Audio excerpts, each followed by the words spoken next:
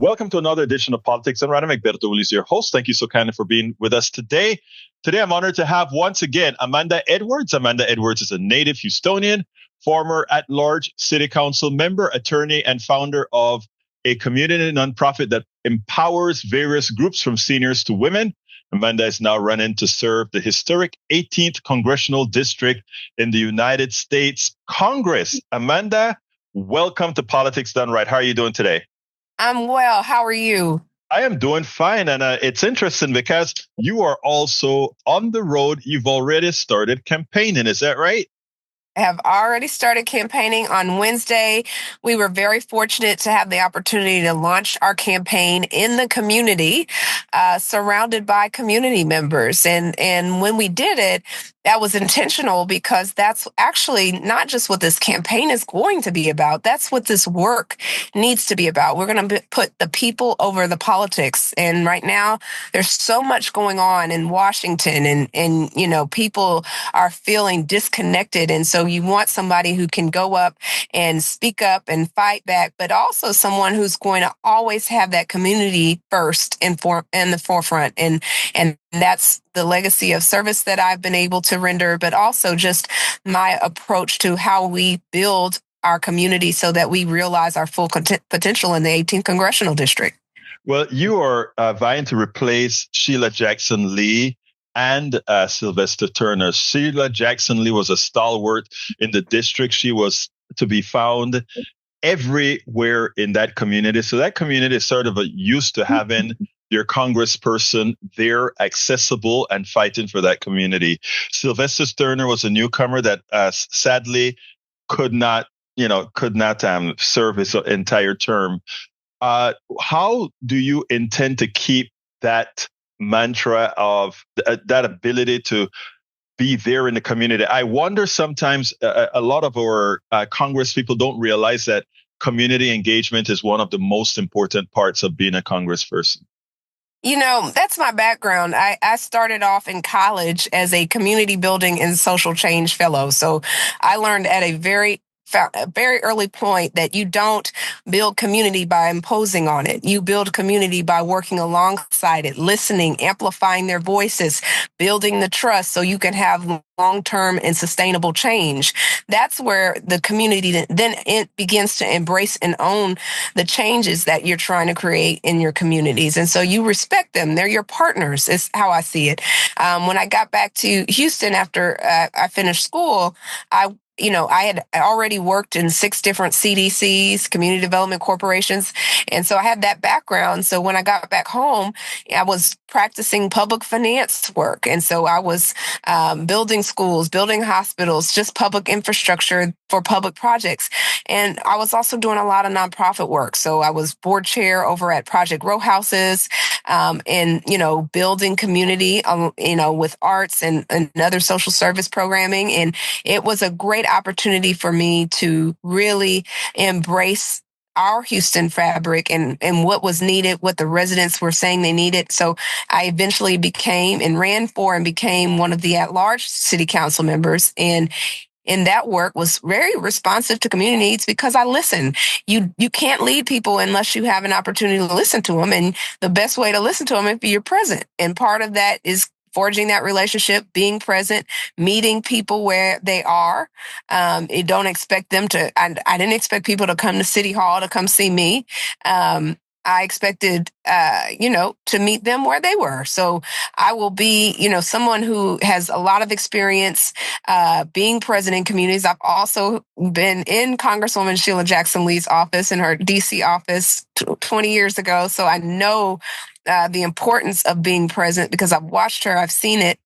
And been present for that. And also with when he was Mayor Turner, and I was a city council member. So I know of the uncanny ability to be everywhere all at once and, really treat each resident with dignity and respect, whether they invite you to a barbecue or they want you to come to a civic club meeting. It's about making the time, prioritizing the community needs, and then of course tailoring solutions, because you can do a lot of talking, but you've got to solve the challenges. So tailoring the solutions in a manner that actually is going to solve the challenges that they face.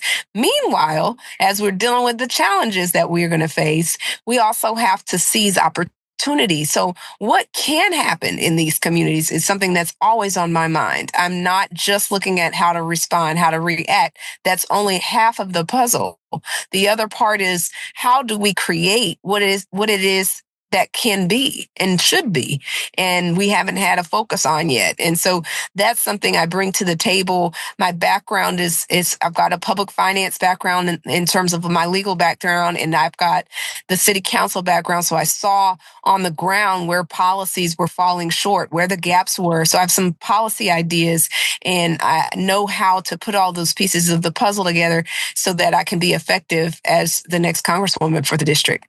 Now, you are in a very gerrymandered district. In fact, if you take a look at how that district looks, it's a very interesting district, right up to in the area where I live, all the way to the bottom. I mean, it's a very gerrymandered district, and it does have some very interesting problems, from environmental vulnerability and climate injustice problems, healthcare inequalities, education funding and inequality problems, economic inequality. I mean, it has a whole lot of issues that the district has. Now, you are going to be one of, let me say, 218 plus 217, one of 435 members in Congress. That means in order for you to get anything directed towards your district requires some sort of a skill in making alliances. How can your potential constituents feel about your ability to do that?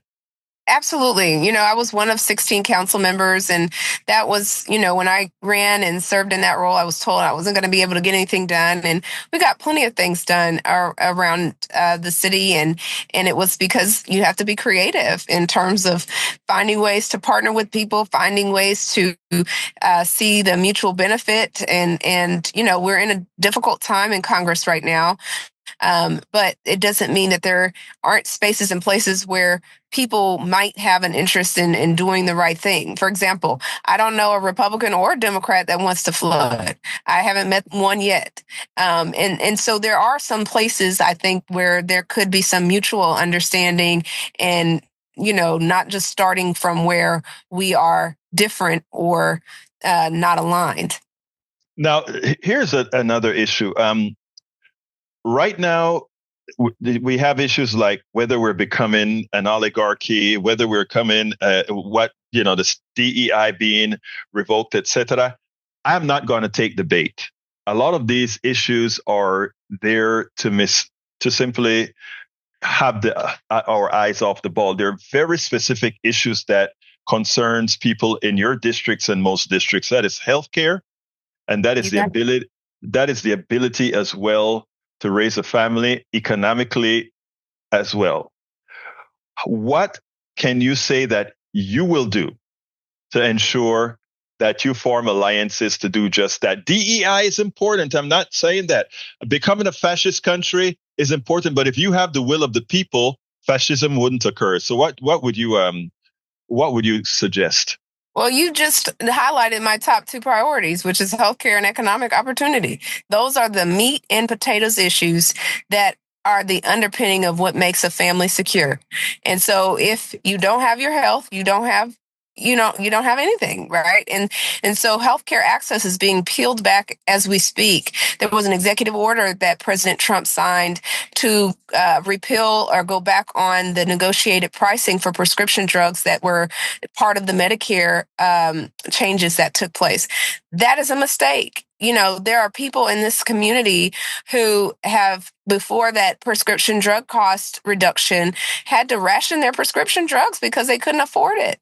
That's unacceptable. We're in America. This is something that we can do better with, and we have to do better with. And it's a question of leadership. So being creative in trying to restore access to those reduced pricing, make sure that's there.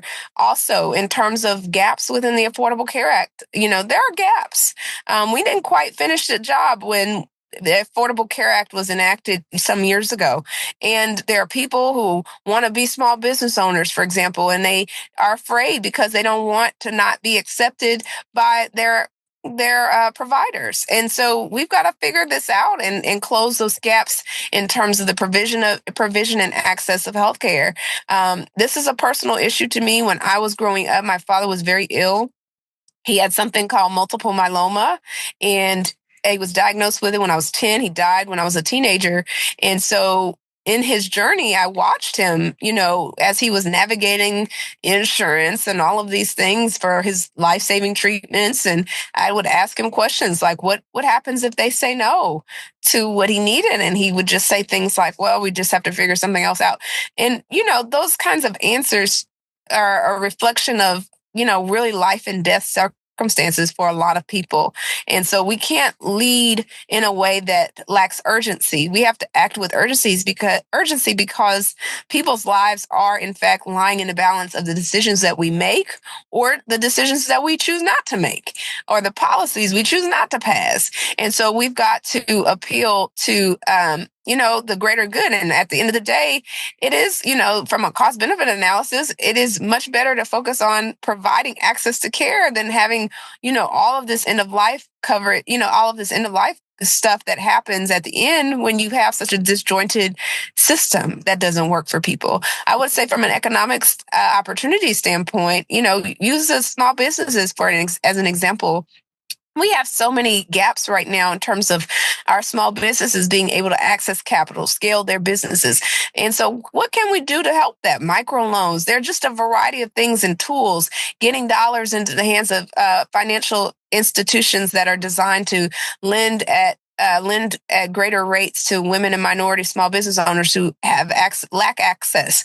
These are things that can help us to get money in the hands of our small businesses in our communities, which of course is the bread and butter of our economy is small business. And so I'm a big proponent of that, and also making sure that people have access to educational tools so that they are prepared for the workforce not just today's workforce. We need them prepared for tomorrow's workforce. It's continuing to evolve. And so our focus and attention hasn't been on how do we make ourselves prepared for both today and tomorrow. We've just kind of been reactionary only on the issues, hot topic of the day. And we've got to get really focused with a clear vision on how everybody in the 18th congressional district will have the opportunity, not just to get by in the 18th. We want them to thrive in the 18th congressional. And that will be my priority. I am a small businessman, and I know one of the things that happens to every small businessman, and you are vying to be the representative of a huge amount of young people that are very business minded, young people that are business minded. But one of the things that afflict them is that there's a definite tie between healthcare and owning a business. No other country in the world does a person have to think about healthcare being the limiting factor of them being able to have a business. In our country, unfortunately, that is the case. We have not, when I say we, I shouldn't say we as a person asking the questions, but Democrats as a whole have not really differentiated themselves from Republicans in seeking a just healthcare system that acknowledges that healthcare humanely should be a human right. And as such, we shouldn't have to have these machinations for healthcare. Will you explore? I mean, I'm not going to put, I will not put any congressperson on the spot to give somebody else a soundbite. I won't do that. My question is whether potential Congress people like you will be open to solutions that calculably points out that there are better ways of handling healthcare in its totality than we are doing it in a very inefficient and inhumane manner right now. As a policymaker, you always have to be open to all ideas and all discussion points. That's part of being a good leader, is to take in the input and really analyze that and figure out what is the best solution. We're in this very complicated structure right now. And so, of course, you ended up with the Affordable Care Act as a kind of a compromise position, I suppose. But, ultimately, we were never supposed to just stop as it was, and it did. And then, of course, it was supposed to be something that was refined, improved, and then, explore other potential options. That was kind of the game plan. But when it became a hot topic and there were lawsuits everywhere, then it became a situation where nobody wanted to touch it because of the political fallout from it. And I think we can't think about the political fallout. I mean, you have to be aware of the political fallout, but you've got to also know that as you are delaying increasing access to coverage, that there are people whose lives are being lost.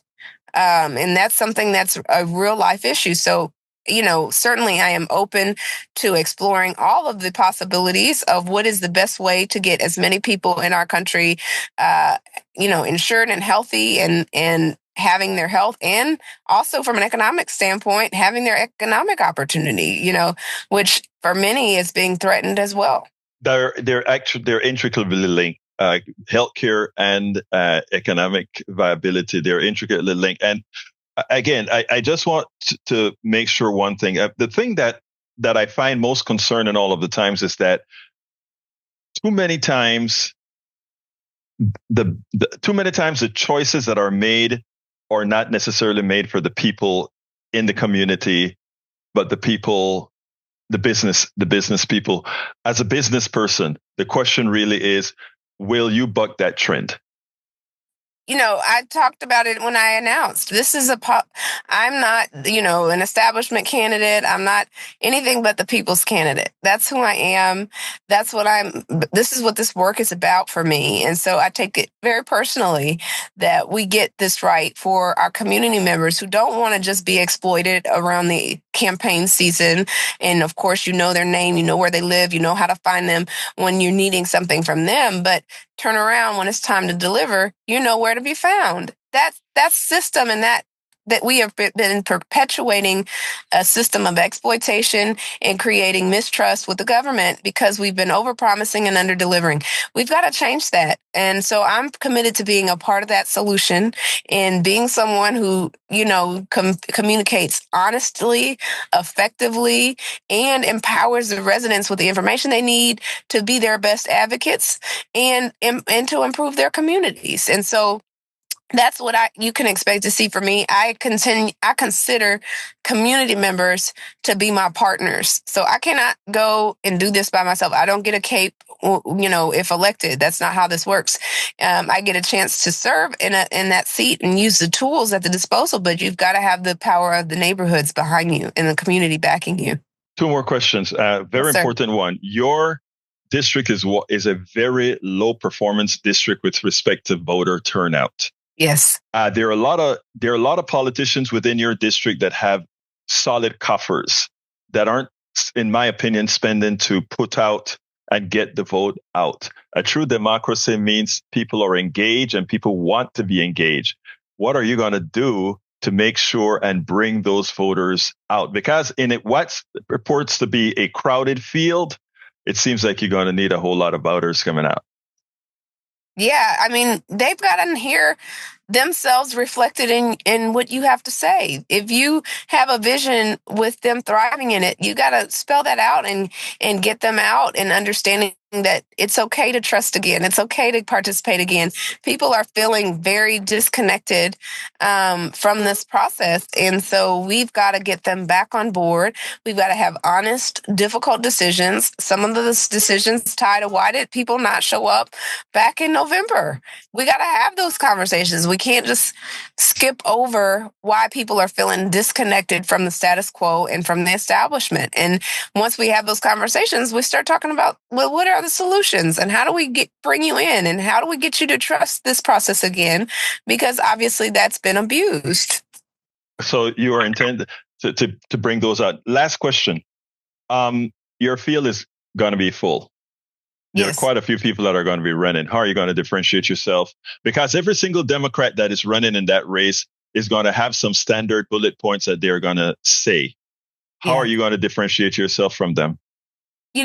I think I am the candidate in this moment that is most needed in this district. And the reason that is so, not only do I bring the ability to fight back with Donald Trump in terms of the policies and the activity and the lack of regard for the rule of law, but separate from that, I'm also somebody who has a tremendous amount of experience, not just on having worked in Congresswoman Jackson Lee's office in D.C., but also as someone who has been a public finance attorney. So I understand how funding projects work. And part of what you do when you are a congressional member, you're responsible for bringing some money home. You got to get some federal funding for your district. And so I understand that in a way that I think gives me a very strong advantage in terms of an ability to be effective in the role. I would also say, in addition to my experience there, city council, I was on the ground. I was identifying the problems as they arose, gaps in our housing policy, gaps in our disaster recovery policy, gaps in so many things that as a city council member, I was able to try to mitigate and address to some degree. But really and truly, there's a lot of deep-seated policy fixes that are needed. So you want somebody who's going to be a policy wonk like me, who will go to Washington and be willing to sponsor bills, co-sponsor bills, do that hard lifting, heavy lifting that will result in systems change. That's what's needed in a lot of our communities. And then finally, besides for being able to bring that experience from council and my public finance background, I also, from a neighborhood standpoint, this is personal to me. And I am someone who serves in a way that reflects that. And so I am present in the community. I believe in listening to the community and amplifying the vision of the community. And that is a different approach. Most people, it takes time. That's a lot more effort, but it's the right way to do things. And I think that people appreciate that. They know we may not always have the exact same, we may not always have an alignment on an issue, but you're always going to get the truth from me, and you're always going to get me to show up, and you're also going to get solutions from me. I would say that's the last piece, is the solutions. I'm someone who's brought about and demonstrated that I can bring innovative solutions to the table. With regard to tech and innovation, I led those efforts in the city. We didn't have investment in our startups, and so now we have an innovation district. We increased our investment in startups by, exponentially as a result of the work that we did, and so that's an example of that among many others. So I think if you're looking for somebody who's going to be able to fight, someone who knows how to hit the ground running on day one because of her experience, someone who's going to bring innovative solutions to the table, we cannot fight and go about things the same way as we always have, because these are different times and they call for different measures and different leaders. And I bring that type of leadership that I think the district needs. How can they reach you? www.edwardsforhouston.com is our website. I'm also on social media, so you can follow me on X, AK Edwards TX, or Facebook. You can follow me, Amanda K. Edwards TX, or Instagram, Amanda K. Edwards TX. And I have TikTok and all of the other things. So all the rest. Thank you. And Blue Sky. I was about to ask you about Blue Sky. We have Blue Sky. Yes. Okay. Yes. Excellent. Anyway, folks, Amanda Edwards, she's running for historic district 18 congressional, the 18th congressional district, replacing Sheila Jackson Lee and Sylvester Turner. Thank you so kindly for having been on Politics Done Right. Thank you so much for having me. We spend a lot of time deconstructing the news, trying to parse it into a form that everybody can understand. We try to find those little nitpicks where it flies above the fray, etc. If you really like these videos that we do, I want to ask a big favor. Please go ahead. Number one, subscribe to our channel. And number two, please join if you can. Thank you so kindly for watching. Keep watching. Please remember to share. We must populate the entire internet with our progressive message, a message that we know is what most Americans say that they want. So help us, please join.